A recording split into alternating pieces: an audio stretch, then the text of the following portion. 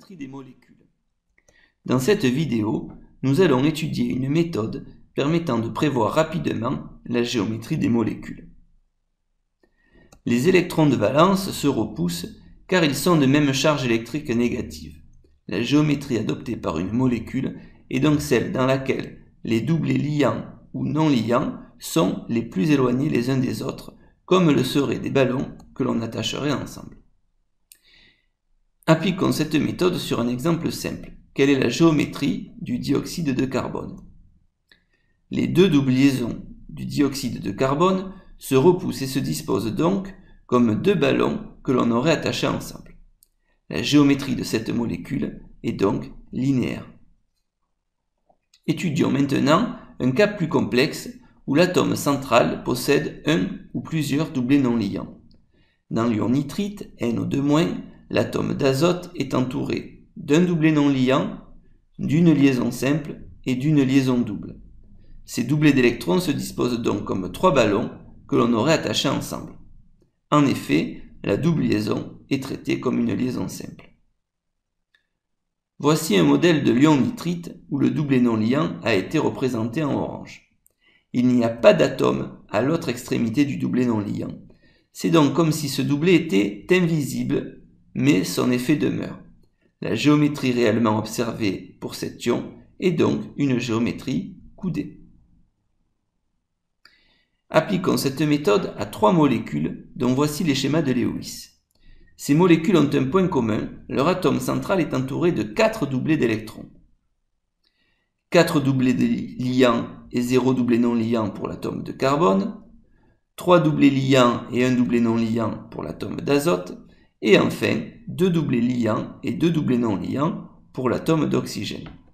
Dans les trois exemples, les doublés d'électrons se disposent donc comme 4 ballons que l'on aurait attachés ensemble. Les géométries ne seront cependant pas identiques car elles dépendent du nombre de doublés non liants de l'atome central.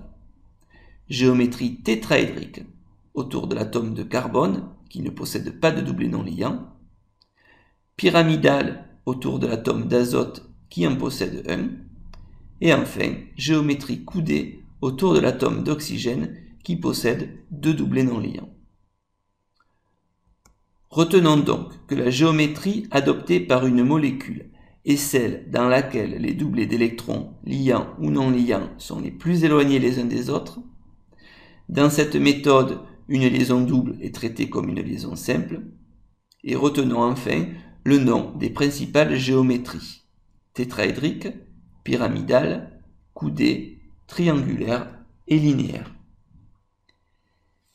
Réalisons un petit test de 3 questions. Mettez en pause lorsque le symbole suivant s'affiche pour prendre le temps de répondre. Question 1. Choisir la bonne réponse. La géométrie autour de l'atome de carbone est tétraédrique, triangulaire, pyramidale.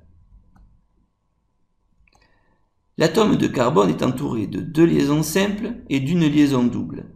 Les liaisons doubles étant considérées comme les liaisons simples, les doublés d'électrons s'agencent comme 3 ballons que l'on aurait attachés ensemble. La géométrie autour de l'atome de carbone est donc triangulaire.